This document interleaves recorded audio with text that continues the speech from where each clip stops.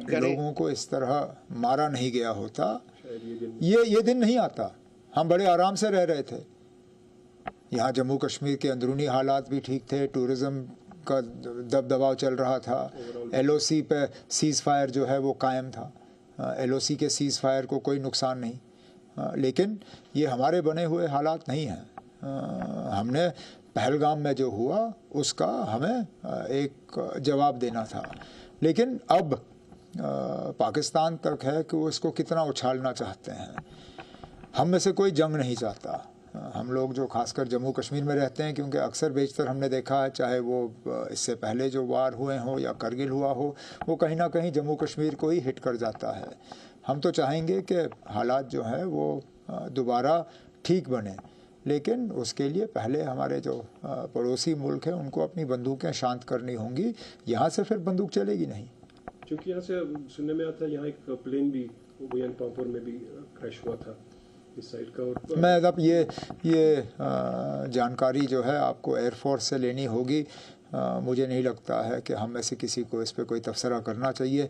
Officially इस पर Indian air force या इंडियन डिफेंस एस्टैब्लिशमेंट की तरफ से जो है बात आ जाएगी। अब चूँकि ये तो शुरू हो गया, जो हमने टंगदार में रिपोर्ट्स हमारे पास आ रही है, नुकसान जो उन लोगों को जो काफ़ी क्लोज बॉर्डर्स में रहते हैं, तो किस तरह की आपसे मैंने अभी तो कुछ देर पहले तमाम जो हमारे डिस्ट्रिक्ट कलेक्टर्स हैं, DCs हैं, बॉर्डर और LOC के नज़दीक, कठुआ से लेके सरकार कदम से कदम मिलाकर उनकी हर स्थिति में हर पल हर समय साथ है।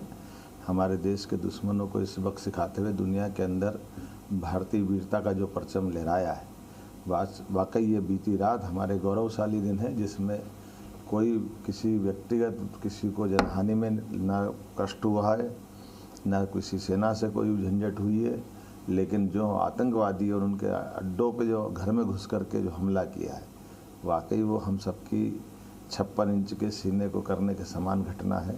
मेरी अपनी ओर से बधाई। आवश्यक समझा गया कि 22 अप्रैल के हमले के अपराधियों और उनके योजनाकारों को न्याय के कटघरे में लाया जाए। हमलों के एक पखवाड़े के बाद भी पाकिस्तान द्वारा अपने क्षेत्र या अपने नियंत्रण वाले क्षेत्रों में आतंकवादियों की इंफ्रास्ट्रक्चर के विरुद्ध कार्रवाई करने के लिए कोई स्पष्ट कदम नहीं उठाया गया है। उल्टे वो इनकार करने और आरोप लगाने में ही लिप्त रहा है। पाकिस्तान आधारित आतंकवादी मॉड्यूल्स पर हमारी खुफिया निगरानी ने संकेत दिया है कि भारत के विरुद्ध आगे भी हमले हो सकते हैं।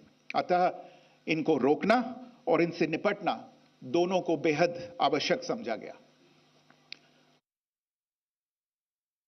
एक समूह ने खुद को रेजिस्टेंस फ्रंट TRF कहते हुए इस हमले की जिम्मेदारी ली है। यह समूह संयुक्त राष्ट्र द्वारा प्रतिबंधित पाकिस्तानी आतंकवादी समूह लश्कर-ए-तैयबा से जुड़ा हुआ है। यह उल्लेखनीय है कि भारत ने मई और नवंबर 2024 में संयुक्त राष्ट्र की 1267 कमेटी की सैंक्शंस मॉनिटरिंग टीम को अर्धवार्षिक रिपोर्ट प्रस्तुत की थी, जिसमें TRF के बारे में साफ इनपुट दिए गए थे। इससे पाकिस्तान स्थित आतंकवादी समूहों के लिए कवर के रूप में TRF की भूमिका सामने आई थी।